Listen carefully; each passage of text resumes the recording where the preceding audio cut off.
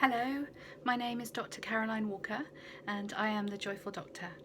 Today I'd really like to talk to you about addictions. This is a topic that's really close to my heart because I consider myself to be a doctor and an addict. I am what you might call a cross addict. So often people, when they think about addictions, they think about being addicted to just one thing, like being a drug addict or being an alcoholic. And actually, the reality is that a lot of people who struggle with addictions struggle with more than one thing. And that's what I've found to be true for me, certainly. That I have an addictive relationship to alcohol, to cigarettes, to work, to food, all sorts of different things. And it can kind of dot about and apply in different areas. This is a topic that's really close to my heart and something that I feel really passionately about talking about because it's a particularly high area of stigma for doctors who are struggling with addictions. So doctors who struggle with mental health problems, there's already a lot of stigma around that. But with addictions, there's just that extra layer of, people not talking about it, people feeling very isolated and ashamed and scared to come forward and to talk about it. And so I really wanted to share on this topic, and particularly in the month of January when so many of us are thinking about our behaviours and whether they're healthy or not. So what is an addiction? Well, I guess it depends who you ask. If you look at the books, the textbooks, and at the classification systems that are widely used across the world, then typically an addiction, to qualify to have the diagnosis of an addiction, you would have to fulfill certain criteria. So typical things would be that your use of that behaviour or that substance has increased over time, that you're perhaps getting less of the benefit from it compared to when you first started using it. So you might start off with a glass of wine every night, but that suddenly, over time becomes 2, then becomes 3 glasses, and before you know it, you're having a bottle of wine a night, which was what was happening to me during some of my heavier periods of drinking. There are other symptoms as well, like struggling to stop using that behaviour, or maybe you're able to stop but only for a very short period of time, and when you start up again, you're using that thing even more and more quickly, and it builds up more rapidly.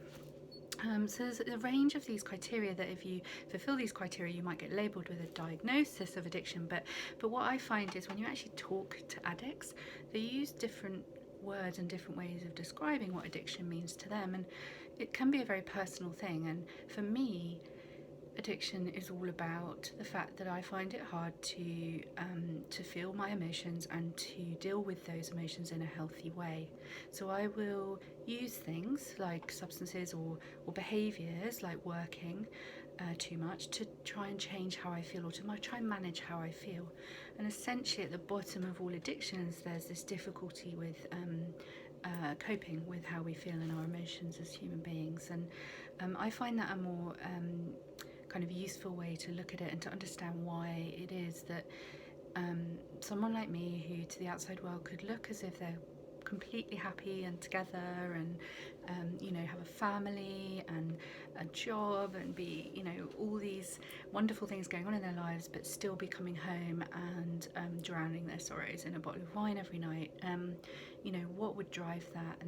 And essentially it was that I never really learned, as many addicts, how to exist in the world, how to feel things, how to feel angry, how to feel sad, how to feel disappointed, how to deal with people and things, and I went into medicine, and suddenly, like many doctors, I found myself confronted by all of these incredibly difficult situations on a daily basis. There were children dying, there were people being diagnosed with awful illnesses, and everywhere I looked there was just this pain and suffering, and you couldn't always do something to help. And it was no wonder, really, looking back, that that all of that emotion had to go somewhere, and I wasn't dealing with it healthily. I wasn't like going down to the gym and taking out on a punch bag, or going and talking to my friends or family. At the end of the day, I would be driving home from work thinking about that first glass of wine,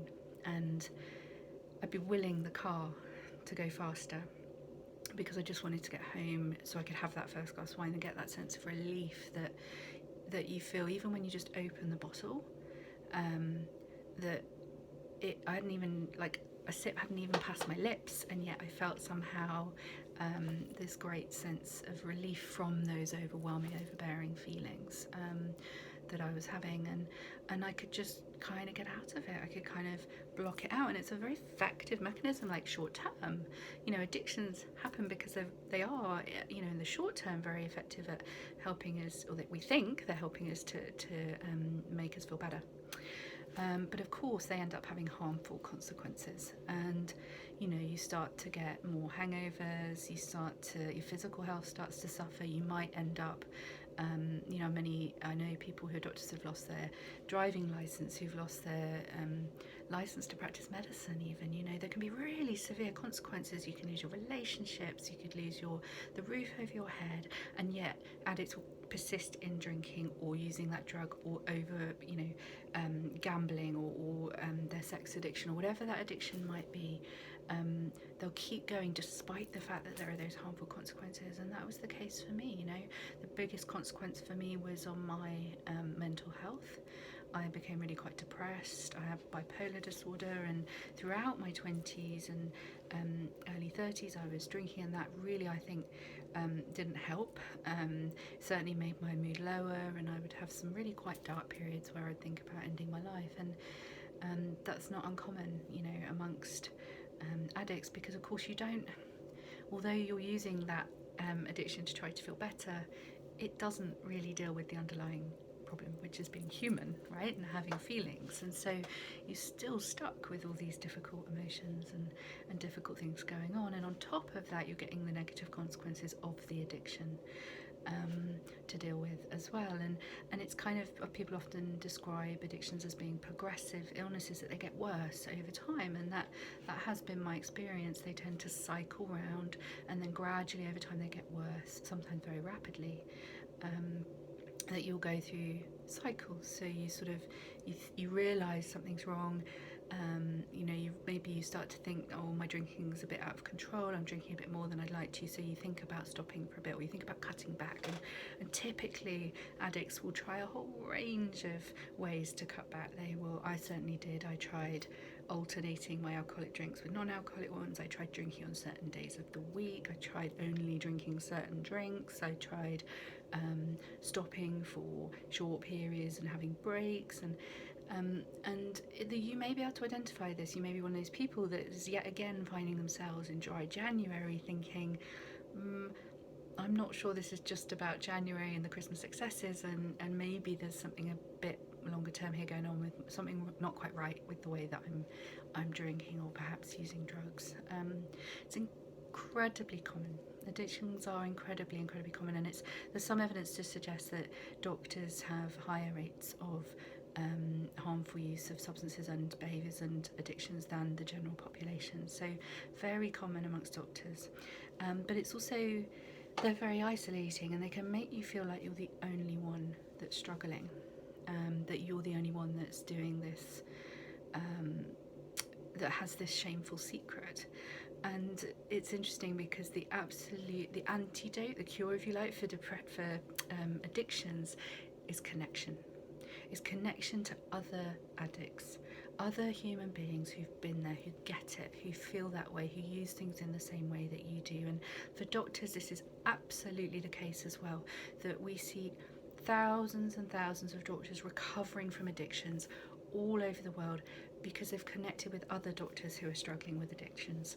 So in the UK, for example, there's the wonderful British Doctors and Dentists group. If you just Google that, or Google addicted doctors, there's the Sick Doctors Trust, there's the BDDG, the British Doctors and Dentists group, there's the NHS Practitioner Health Programme. All of these services and fellowships and groups are out there now to support doctors. They are entirely confidential, and they are run by and attended by doctors who have addictions and are in recovery. And so by connecting, if you feel like you're the only one, if you feel like, oh my god, I'm the only doctor that's ever turned up to work drunk, or I'm the only doctor that's ever stolen some painkillers from work just to kind of keep on top of things, or I'm the only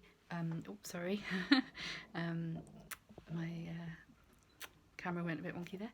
If you think you're the only one, then you are not alone. And the answer is to connect and to get in touch with other doctors, to hear their stories, share with them, follow, some of their suggestions and advice, and to get better. You can get better.